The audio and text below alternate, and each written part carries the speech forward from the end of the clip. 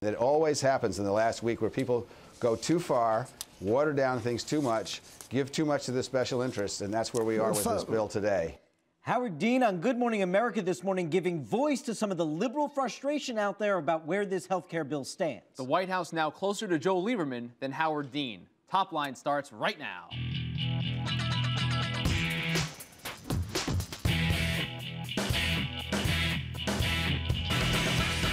Hello and welcome to ABCNews.com's Top Line. I'm David Chalian. And I'm Rick Klein. Each weekday we're bringing you the very latest political headlines, reporting, insight, analysis, everything you need and want to know about politics before you head out the door to lunch. And this great treat before lunch lasts all day long at Twitter. It's twitter.com/The Note. Let us know what you think. What is your top line today, sir? The doctor is out. Howard Dean comes out against the Senate health care bill, says he'd rather see it die than have it pass. He says we should start over again with the budget process, and do not underestimate Howard Dean's pull with the progressive community. We heard a lot of rumblings there already, people upset with this. This gives them a rallying point, and I think it's a significant development in this health care debate. Not that it changes the math in the Senate, but this does present new challenges to the White House. No doubt about it that it puts front and center, it reminds the White House about how it's sort of rubbing against its base in some certain ways. But as you say, it probably doesn't alter fundamentally where the votes are, either in the House or the Senate, but it does give voice to this angst that's out there.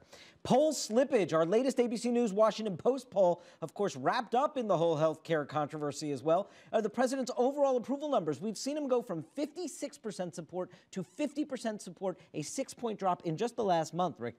That's a clear indication about all these circling planes that they've been unable to land. That's right, and none of those flights look very smooth right now when you look at all of the issues, whether it's health care or the economy, foreign policy. He's really upside down in a range of policy areas right now. Greener than thou. That is the taunt from Sarah Palin directed to Arnold Schwarzenegger, delivered, of course, at Facebook. This one almost seems like a comic book. You've got Arnold versus Sarah Palin here, but it actually exposes an interesting fault line inside the Republican Party about how the party should approach the issue of climate change, particularly as the world gathers around Copenhagen, whether the party should be global warming skeptics or, like Arnold Schwarzenegger, come out and say this is real and we need solutions. It's amazing, though, that the former governor of Alaska is taking on the term-limited governor of California. To me, this shows a little bit more about Sarah Palin's media savvy than about her policy positions. And Bernanke's triumph. Yes, Ben Bernanke, named Time Magazine's Person of the Year. The timing probably couldn't be better for him, pardon the pun. Bernie Sanders is holding a press conference explaining why he has a hold on the Bernanke nomination for another 4-year term at the Fed. It looks like it's going to go through, but it has been blocked significantly enough to move this vote to January. Now, they had wanted this to get off the Senate agenda this year. That's right. As we've said before, he becomes an outlet for a lot of the frustration. But this is a fairly glowing profile. You can be Time Person of the Year for bad reasons as well as good one. This is mostly good. No doubt about that. We're going to begin with the huge healthcare news this week. We're joined by Senator Sherrod Brown, Democrat of Ohio, joins us up there on Capitol Hill. Senator Brown, thank you for being here. You've obviously been one of the liberal voices that's been a big advocate for this. And I want to understand from you how Howard Dean is in this different place than you are right now. He says, listen, it's just not worth it if it's giving as much to the insurance companies as it is giving, and there aren't the competitive controls put in place, that in the end it's just not worth doing this bill. Why do you disagree with that?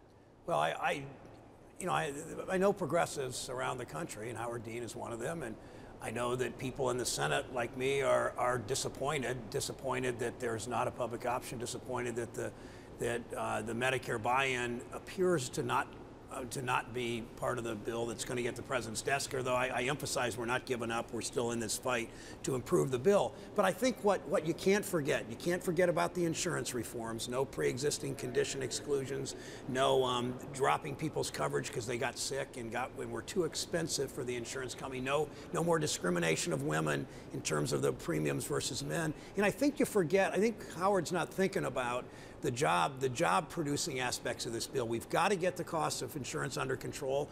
This isn't perfect. A public option would help us do that better. We've got to get the cost of insurance under control. We've got to help small businesses insure their people. That's all about jobs. And I think if we do this bill right, and we're 70% right on this bill, it's going to be better for our economy. It's going to be better for the 30 million people that don't have insurance.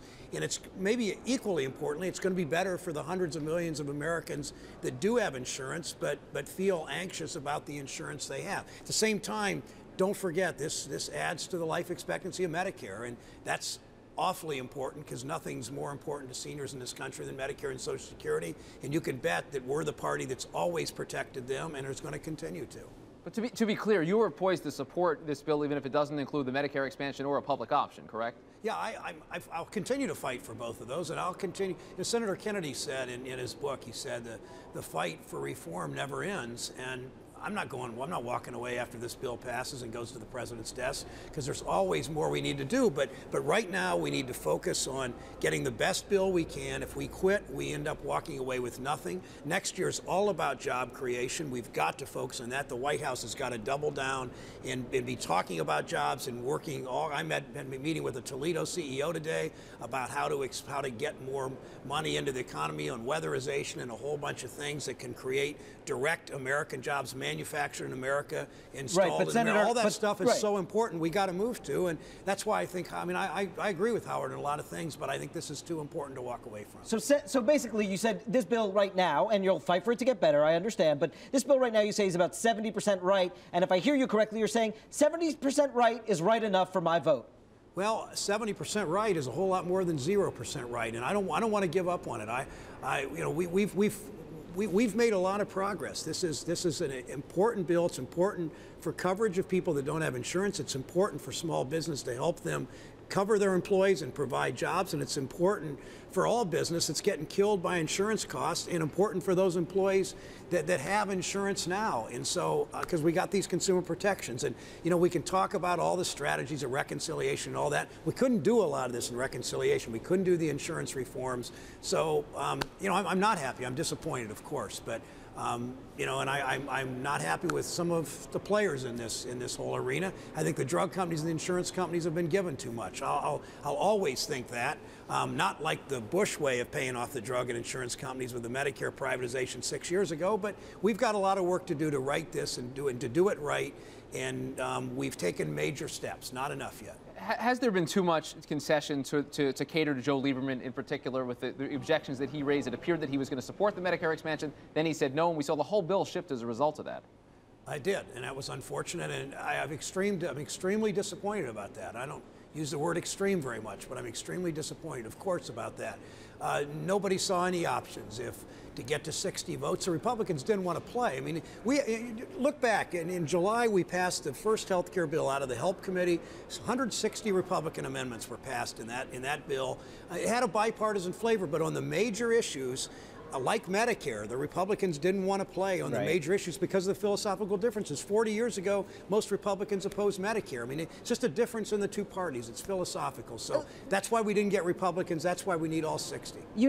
As you said, the math is clear here, and I do want to ask one final political question. Do you think that maybe it would have served your caucus better had you caved into sort of the idea of a public option with a trigger to get Olympia Snowe on board and lose Joe Lieberman? Would have been better to make the play to get that one Republican rather than making the play to get Lieberman on board and dropping public option and Medicare buy-in altogether? I don't know. That's too inside baseball for me. I don't know.